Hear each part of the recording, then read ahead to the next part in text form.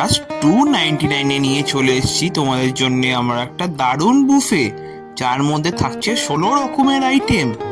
আর যেগুলো খাবারগুলো টেস্টও জাস্ট ফাটাফাটি। দেখতে পাচ্ছ আমি ভেজ স্প্রিং রোলটা খাচ্ছি, এটা টেস্ট জাস্ট ফাটাফাটি ছিল খেতে। আমি জাস্ট প্রেমে পড়ে গেছিলাম। এটা দেখছো dry chilli chicken, crispy chicken, দেখছো নুডলস, লুচিও ছিল। কারণ অ্যাম্বিয়েন্সটা দেখতে পাচ্ছ একদম রুফটপ ক্যাফে। এটা যারা তোমরা ডেটে আসবে তাদের খুব ভালো লাগবে। দেখছো সাদা ভাত, আলুর দম, ডাল, তারপরে থাকছে তোমার হচ্ছে ভেজ সবজি 2 রকমের, এটাও জাস্ট ফাটাফাটি ছিল।